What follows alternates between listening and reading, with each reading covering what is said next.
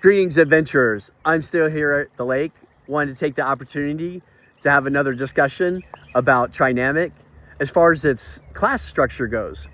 The class structures are descriptive nouns or adjective based to really stylize a character. And while they do have the mechanical function and background, they also have that role play essence about them. I've been working a lot on the Religions, Faith, and Convictions book, which features the Dogmatic class, which is essentially the cleric stylized class as a base. But the unique thing about it is the player's character now actually takes on the powers of their god. So it depends on what kind of god we're talking about. And right now I've got 15 of them. 7 of them are full orders, where I'm actually going to go into detail about, their doctrine, their practices, and what they do. And the others are just mention of the god, which give these abilities, options to the Dogmatic class. So what is that? Well, we can look at Conan being the first original Conan with Arnold. And so he was fighting a snake cultist god. And the snake cultist turned an arrow into a snake, and using a bow was able to poison one of his party members at distance, right? And this was a cool effect. And then I'd taken that further to come up with more snake abilities.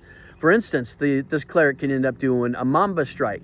So their arm transforms into a mamba and can be used as an attack of opportunity, which is not common in my game, to expedite gameplay and tactical combat. But it also has this role-playing effect of like people seeing that this arm transforms into a mamba. And so there are many other concepts of gods that I've come up with, and some of them are not so much driven around an animal, but they're driven around, concepts that we believe in: equality, justice, love, mercy, peace, conflict, strife, and war.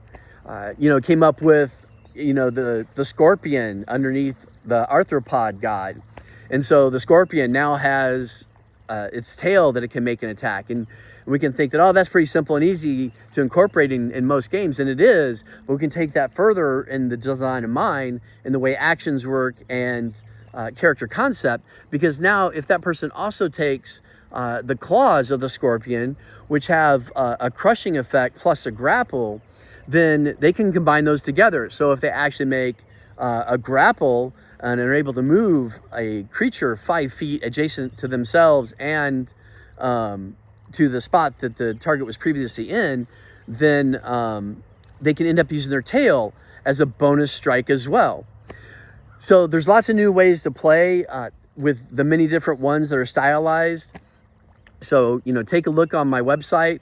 I'll be updating it soon to add in the new gods that I have created in orders. I may even toss out another order for free as an augment. If you sign up as a member, which is free, then you can end up getting access to the library and download Order of the Bee. And so it talks about how the structure of this secular group of bee worshippers works.